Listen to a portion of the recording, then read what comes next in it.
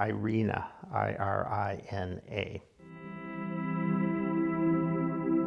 Irina Radishkanaya was a poet, and she was jailed by the Soviets for her poetry, which was rebellious and a dissident. And she was put into a jail and forbidden to write her poetry. I mean, this to me is the height of madness, is when you ask an artist not to create anything. How do you remain a free person? You can't even write.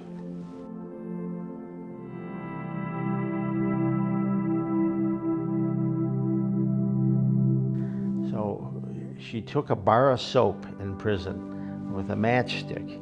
She'd write down her poems, and if the guard had come around, she'd wash it off. When the guard would leave, she'd write down her poem again until she had them memorized. And so she was in a prison, but she wasn't. You can't put me in a space smaller than that which I've always occupied, my own body. I am a free man. I will always be a free man. So I puzzled over this for a long time.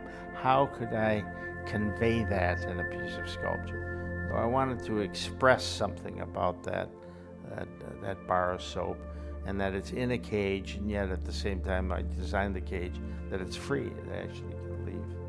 And it's in Russian letters on the top. It says voice, which is the title of one of her poems, which is, she refers to voice as the voice you hear in your head of your conscience. So that's what art means to me. That's what I think represents what an artist is. Somebody who won't be broken, who is free, who will find a way to be free, which doesn't mean that it's easy, which doesn't mean that you live in Soho and are in cool clothes and hanging out with all the cool people and the millionaires who collect art and go into parties every night. I don't know what that is, but it's nothing to do with, to me, it has nothing to do with the condition of being free and being an artist.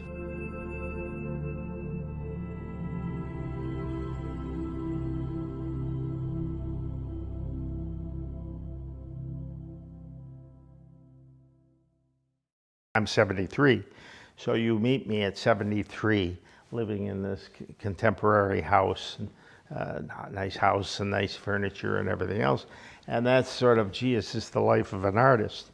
But you didn't meet me at 30 when I was sleeping on the floor in my studio in Detroit, you know. I thought this through when I was probably 20-something. I thought, I will do any kind of honorable work. And I think there's lots of honorable work to do. I don't think there's work that's beneath you to do it. I did do all kinds of carpentry and other kinds of manual labor things, a big part of my life. With whatever time I have left, I will do my artwork. Somebody asked me to try teaching some art classes, university classes. It had never even occurred to me to do it, and I liked it. My studio had always been in Detroit, rented in some hovel someplace. As a sculptor, I wanted to do large pieces. You can't do it very well in a place that, you know, in a cityscape. Where do you store it? How do you build it? How do you move it? A suburb, everyone complains. Why are you putting that thing up in your backyard? So, country.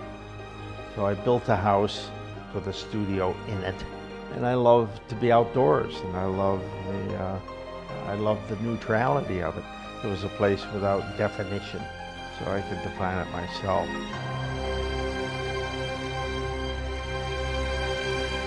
I'm addicted to creating. I'm somebody who finds great excitement in creative work. This is a piece called Transcending that I did in downtown Detroit on Hart Plaza. This commemorates the Michigan labor unions. Chrysler asked me what would I do for a monumental piece of sculpture, and it's a segment of a giant gear bursting through the earth. It's called Polaris Ring. This is the building behind it is the State of Michigan Library. And I lined up the major stone in the inside to the North Star, because the North Star is what everyone, Native American and European, used to navigate in Michigan. This Four Corners project, I'm putting down the outer corners of a tetrahedron inside of the world, and that you don't have to go visit it, you don't have to see it. And that can be owned by everybody, therefore owned by nobody.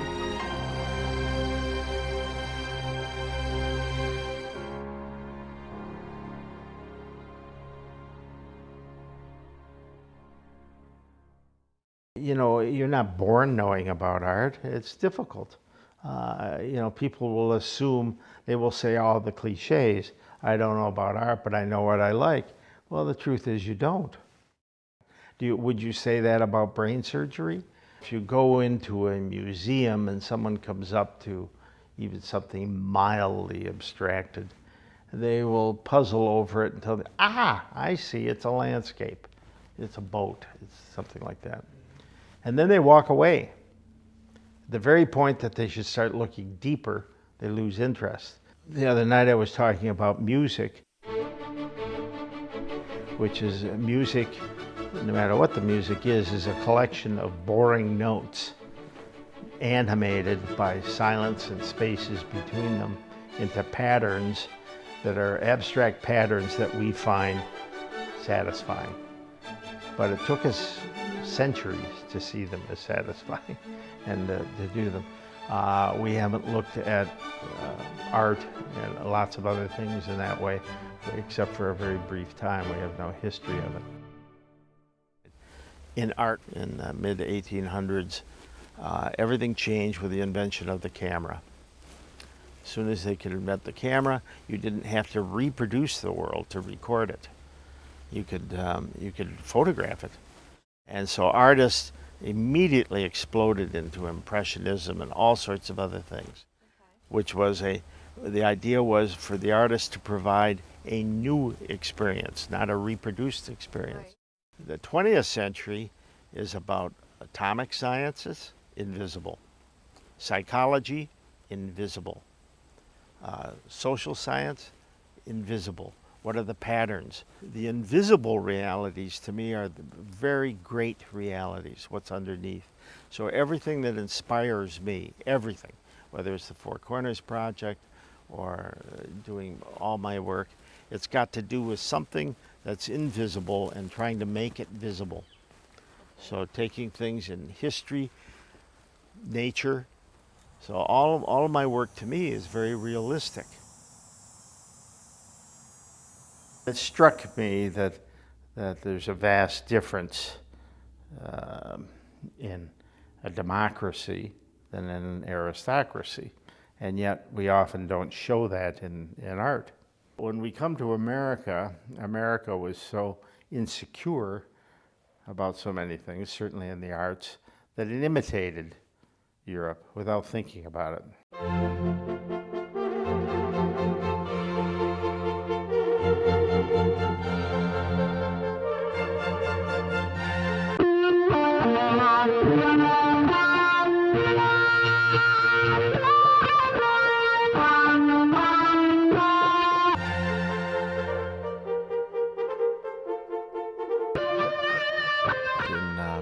In Europe, what was there was the ruling class or the church or something else commissioned work, and therefore had a great deal of control over it and what it would be and what would go on. And it was usually done in some way or another to ennoble the sponsor.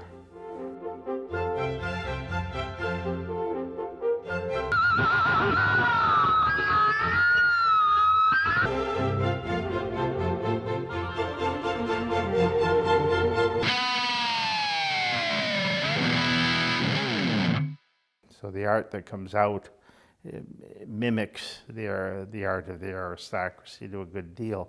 So my question is, what is democratic? Well, I would say Coca-Cola is democratic. You can't get a better Coke. You just get a Coke, you know. Whether you're rich or poor, if you have the money, you get a Coke.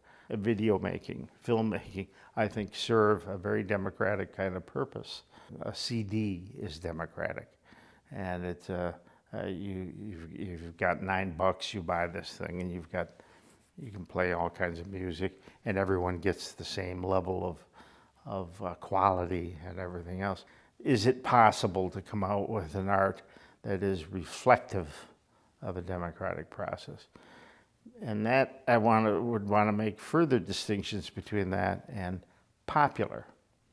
That's not the same thing as popular. If we only read or listened to the music or saw films by the most popular thing, it would be Lady Gaga. Or you're going to get Mickey Mouse the rest of your life. Everything I make, everything, can be remade. If that piece became something that 8 people wanted, theoretically 8 people could have it. It's taking it away from an aristocratic object where there's only one and only one person can own it. And that to me is central from the moment I started conceiving of something. Why is it that a forgery becomes empty? The value is in the concept. In my class, sometimes I would pass around the light bulb. Say, what do you think of this? Well, nothing. It's a light bulb. It's really pretty boring. It's nothing at all. Now, I said, what if that was Edison's first light bulb? Woo, man, this is like, whoa. So its value is in its history, not in the light bulb. Well, I'm trying to say things can be in the light bulb, you know, in the concept. There's 3 levels of projects that I do. There is the private, intimate piece. That's something I could set on this table, something I'd put in the yard or in a small house or something like that. That's one size. Then another size is public, pieces that are monuments that are in all over the world outside of city halls and corporate things and so on. Then there's global.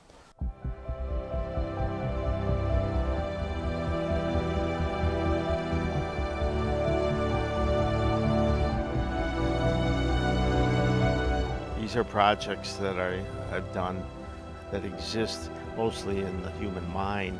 I do them physically, but they're in places where people can't visit very easily. The arts connect us, is my message. That's what they do.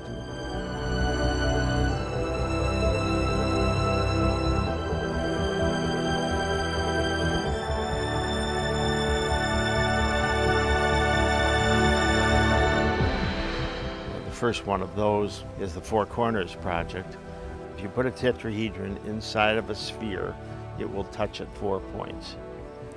So then the idea became, what if the sphere is the Earth?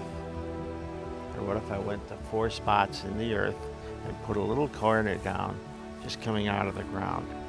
The relationship of those would be the biggest thing that can ever be on Earth with the least amount of material. It took me 9 years to do it. They're on Greenland, Easter Island, New Guinea, and Africa.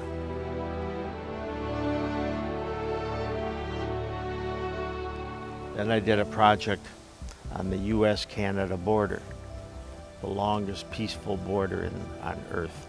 It interested me that the longest border in the world is the most peaceful, and that it's not commemorated. I put down 3 pieces of sculpture, and that project's called Sun Sweep.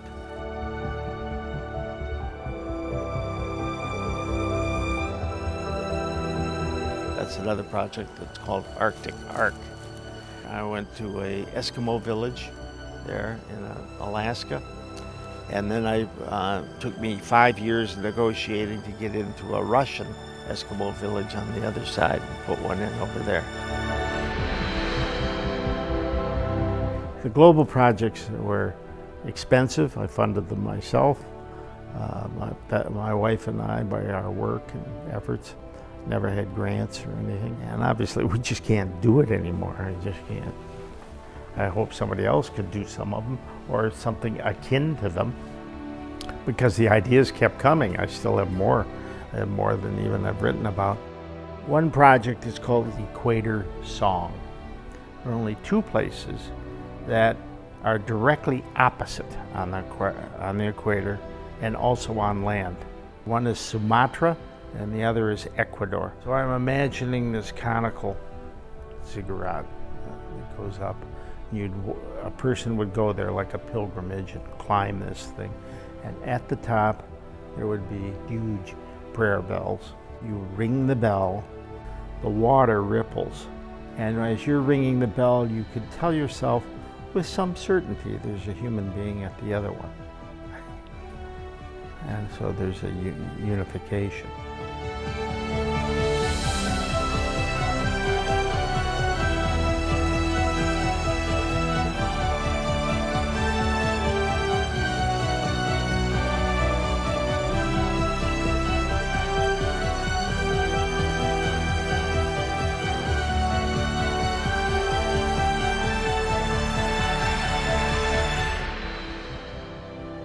When I did it, I thought it would be of interest only to me.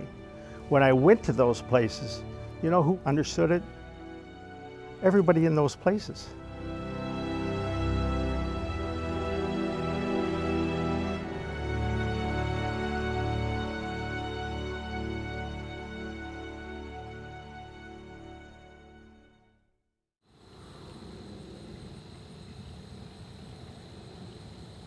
I built this house to sort of put my life back together. It was the worst period of my life. Very, very depressed, and before I met my current wife and everything. It was the opportunity to have this blank canvas here to do it was just wonderful. The first winter I'm here, I'm building the house mostly by myself. The only help I had in the first summer was there were a couple of 15-year-old kids out here. They'd help me lift plywood up and stuff like that.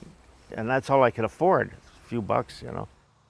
I love living here, and I've loved living here for 30 years.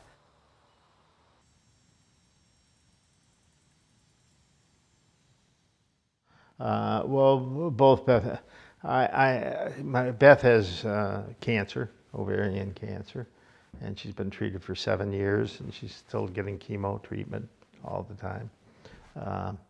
I have a slower growing form of cancer, but diabetes and arthritis and all my joints from, you know, not only did I spend half my life on my knees grinding steel and doing things like that, but also playing sports a lot, basketball and baseball and racquetball, and with abandoned. So I've been out here, my sweet wife here and other things that we're doing. What's going to happen when we die, which we don't think is going to be that far away. Many artists burn their lifetime work. They don't know what to do. If you give it away to people who don't appreciate it, it's even worse than destroying it.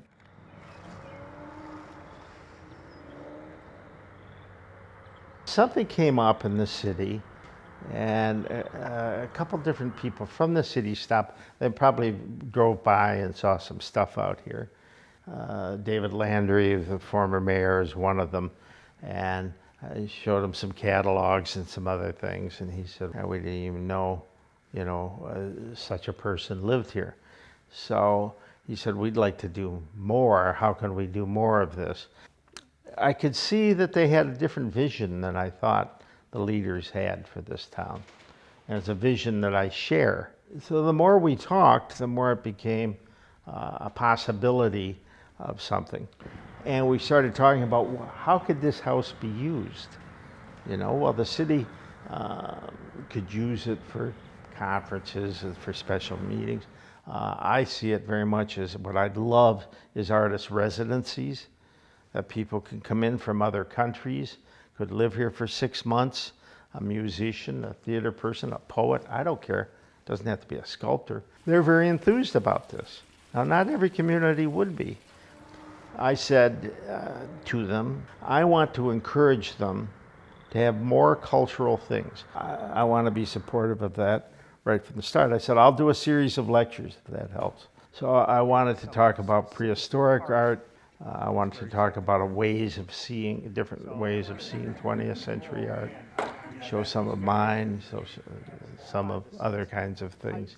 At least an introduction to different ways of seeing things, and hope that other artists can do the same thing. Other people are invited in. There's pieces that are committed to Novi, and I think there's going to be a couple more that aren't here. I do think those should probably be covered. It would be good to have that probably filmed and talked about.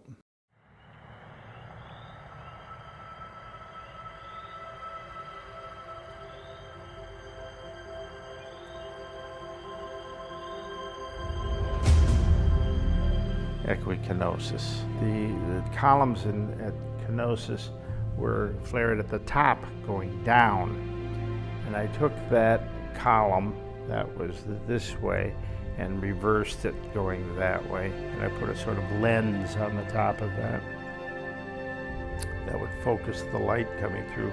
So when the light would come through at exactly the angle of the equinox, it had a piece on the ground that would register that. Isaiah. I loved basketball, I loved playing it. What I was interested in depicting something about it was not illustrating Isaiah Thomas, but illustrating his magic, which is what he did with the ball. Source. What you're seeing sort of looks like an egg, except it's out of granite, and it's hovering over water as a symbol of life and source and creativity. Well, Galileo is somebody I find fascinating.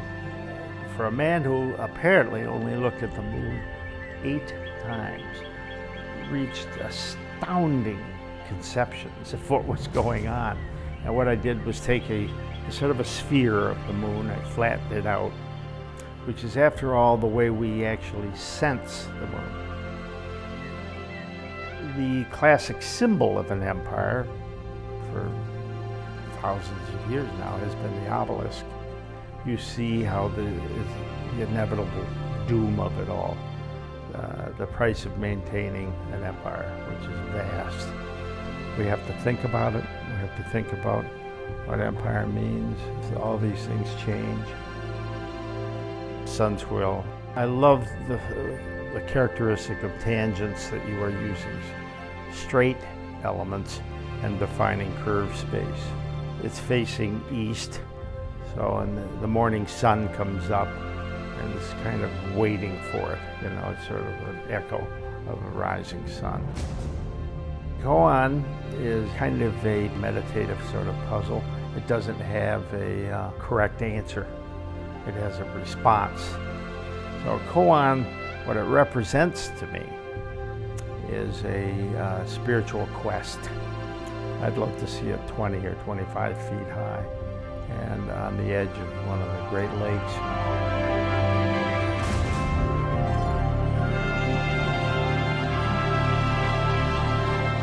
The arts to me are a way of getting your bearings back. If I've gone through something very hard, a great painting, a great poem will lift me up.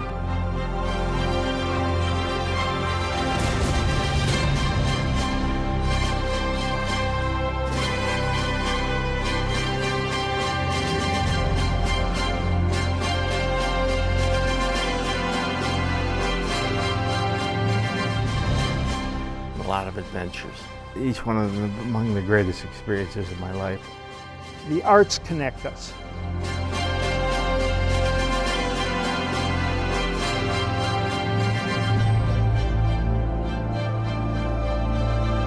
As time goes on, I believe more and more in community and doing things right where you live, and facing problems that are right here and getting the energy that's right here.